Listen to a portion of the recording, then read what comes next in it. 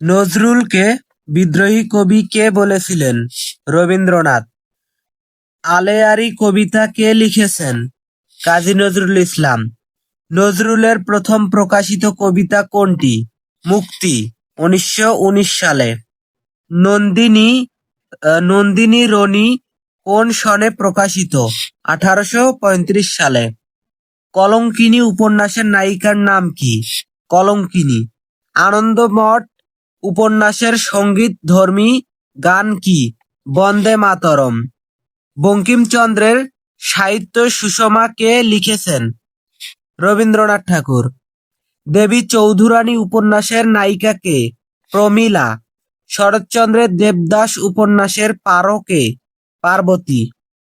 শ্রীকান্ত উপন্যাসের নায়ক কে? শ্রীকান্ত। চরিত্রহীন উপন্যাসে কে লিখেছেন? শরৎচন্দ্র। পথের দাবি উপন্যাসের নায়কের নাম কি এবং কোন জেলা থেকে এসেছে? মাস জেলা। পরিণীতা গল্পের নায়িকার নাম কি? ললিতা। সকারু উপন্যাসের পত্র ও দুর্নীতি কার কে? শরৎচন্দ্র চট্টোপাধ্যায়। অপরাজেয় উপন্যাসের ভূগোল পটভূমি কোথায়? কলকাতা। বিভূতিভূষণের ইচ্ছামতী উপন্যাসের পটভূমি কোথায়? নদিয়া। চাঁদের পাহাড় উপন্যাসের নায়ক কে? শঙ্কর।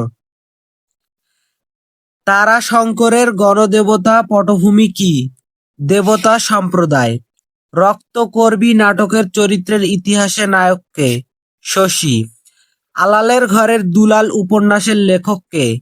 মলয়। ধামাদাস রাম উপন্যাসের লেখক কে? মলয়। পাপের ফল গল্প কে লিখেছেন? সঞ্জয় ঘোষ। খুলনা গাছের ইতিকথা শশী কি করে? মূলত মাকে ডল চালায়। মানিক বন্দ্যোপাধ্যায়ের প্রাচীন পত্রিকার পঞ্চ কি করে? ছত্রানন্দনের জীবন। সুকান্ত ভট্টাচার্য হুল্লোড় কাব্য কবে প্রকাশ করে? 1948 সালে। সুকান্তকে কোন কবি বলে মনে হয়? গণমানুষের কবি।